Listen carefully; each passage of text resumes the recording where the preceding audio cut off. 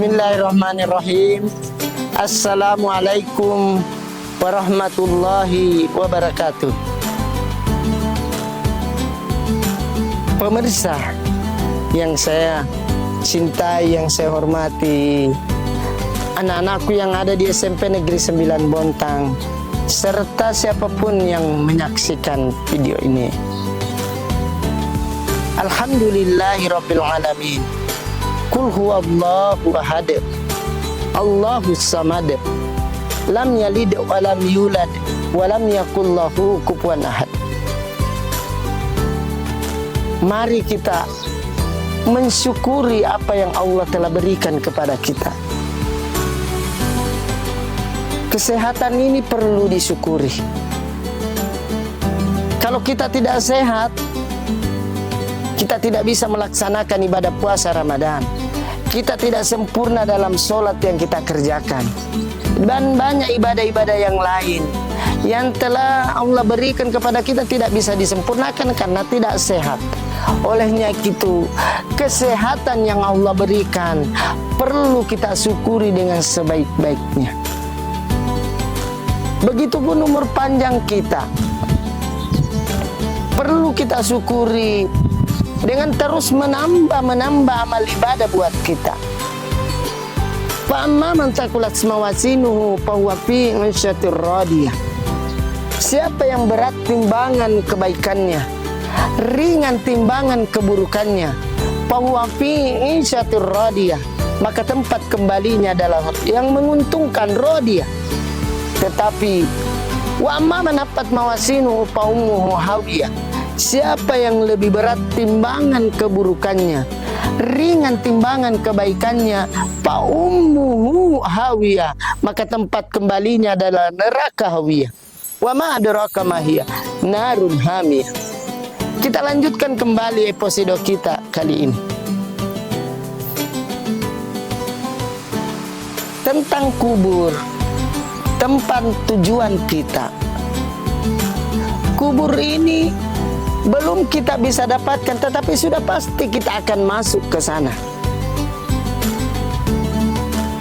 Episode sebelumnya kita bisa melihat bahwa lahum min jahannam mihad wa min fawqihim gawas. Kasur dari api neraka, selimut api neraka. Belum yang lain. Ada satu hadis Rasulullah sallallahu alaihi wasallam.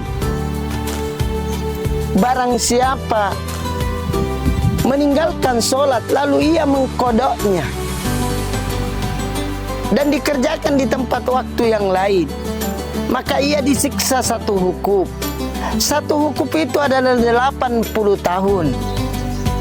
80 tahun akhirat. Sementara dalam satu tahun dunia, satu hari akhirat 1000 tahun dunia. Sementara kalau satu hukum 80 tahun berarti satu tahunnya 360 dikali 1000 dikali 360 dikali 80 tahun adalah 28.800.000 tahun lamanya. Itu satu kali meninggalkan sholat. Di mana kalau meninggalkan sholat? Masalah kekumpi sakor. Apa yang menyebabkan kamu disiksa di neraka sakar? Surah Al-Mudatsir ayat 42.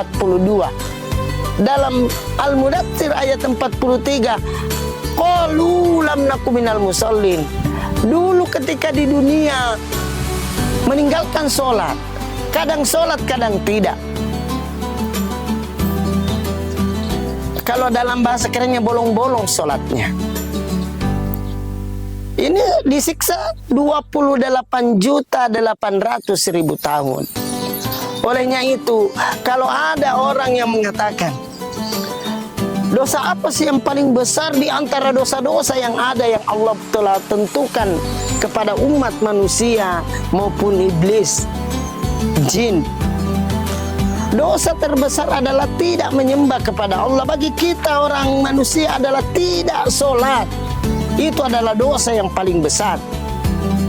Kalau kita mengatakan berzina itu dosa besar, mencuri itu dosa besar, membunuh itu dosa besar, tetapi di antara semua dosa-dosa yang kita lakukan, merampok, membunuh, ngebom sebontang, misalnya dibom mati semuanya, itu belum ada kebesaran dosanya ketimbang meninggalkan sholat.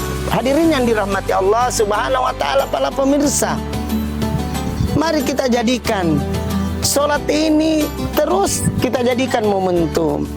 Karena kenapa kita lanjut tentang alam kubur? Di alam kubur itu perumpamaan kata Rasul, palu-palu mungkar.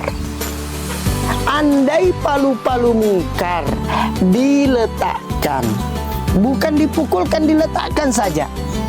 Kita meletakkan palu-palu, diletakkan itu palu mungkar di dunia. Kalau kita bisa ambil biji buah ini, itu anggaplah itu dunia. Palu-palunya itu ada palu-palu bengkel yang 10 kilo atau 15 kilo palu-palunya, itulah palu-palu mungkar. Diletakkan di dunia, maka dunia jadi abu, maka dunia jadi debu. Itu diletakkan. Sementara kalau kita tahu, semua sudah tahu pada umumnya, ketika ditanya man rabbuka, jangankan itu hadirin yang dirahmati Allah, anak-anakku sekalian, para pemirsa SMP Negeri 9 Bontang, kita bisa lihat begitu dahsyatnya palu-palu mungkar. Diletakkan saja. Bagaimana kalau mengenai tubuh kita? Ketika ditanya kita tidak mampu menjawab. Kunci menjawab pertanyaan mungkar dan nakir adalah satu, menjaga sholat 5 waktu kita. Olehnya itu, mari kita jadikan sholat ini betul-betul kita jadikan way of life, jadikan pedoman hidup. Karena kenapa? Jangan lagi terlena melihat ada orang tidak sholat, teman-teman kita tidak sholat, kita pun ikut tidak sholat. Mari kita punya jati diri, kemampuan diri sendiri, melihat yang mana teman yang bisa diikuti. Kalau kita berteman, makanya hati-hati dengan berteman. Jika temannya semua, kita punya 10 teman. Satu contoh ini, geng kita ini ada 10 orang. Kita saja yang sholat sendiri akan terpengaruh nantinya, akan digoda terus. Itulah caranya setan. Hadirin yang dirahmati Allah, yang menggoda kita ada 2, minal jinnati wanas. 2 ini penggoda, jin dan manusia. Masih mending jin tidak kelihatan, merayu-rayu saja. Banyak yang terpengaruh, dirayu-rayu, ndak usah sholat sebentar, kamu masih muda, kamu masih SMP, ndak usah sholat, baru kau diwajibkan sholat, ndak usah dulu, nanti kalau SMA. Itu caranya setan, merayu-rayu. Dia masuk ke pikiran-pikiran kita, dia obo-obo pikiran kita. Tapi yang parah adalah yang menyerupai manusia, minal jinnati wan nas, dan manusia. Manusia ini nampak ngomong sendiri langsung, tidak membisik-bisik kayak setan. Manusia ini ngomong langsung. Misalnya, Abdillah, kamu itu ada loh situ cewek cantik. Digoda tuh kalau manusia.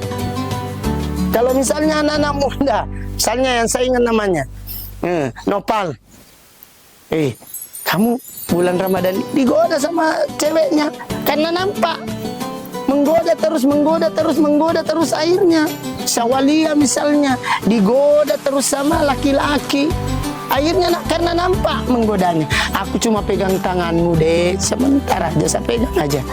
Bosan pegang tangan, akhirnya perempuannya jatuh cinta, lama-lama naik ke lengannya, bertemu berikutnya naik, dia mulai pegang yang lain, dan seterusnya. Dan itulah caranya setan manusia, menggodanya nampak. Karena setan manusia ini digoda juga oleh setan, membisikkan, jangan cuma tangannya kau pegang, pegang dengannya, kemudian pegang yang lain dan sebagainya. Hadirin yang dirahmati Allah Subhanahu wa ta'ala, mari kita jadikan bulan Ramadan ini adalah bulan penentu buat kita, menjaga sholat kita, memperbanyak amal-amal ibadah kita. Karena ketika nanti di akhiratnya Allah tinggal 2, surga, neraka. Kalau mau masuk neraka silahkan, kalau mau masuk surga alhamdulillah silahkan. Tinggal kita pilih Olehnya itu hadirin yang dirahmati Allah, sebagai kesimpulan, mari kita jadikan ibadah kita ini dengan sebaik-baik ibadah, kita kerjakan dengan penuh ketulusan, dengan penuh ketulusan, keikhlasan, jangan ada paksaan. Makanya rajin kita menuntut ilmu, salah satunya adalah seperti yang saya sampaikan ini adalah ilmu. Mari kita menuntut ilmu supaya lahirlah iman itu, Allah beri hidayah kepada hati-hati kita, pikiran kita untuk terus melaksanakan ibadah kepada Allah Subhanahu wa taala. Alhamdulillahirrabbilalamin.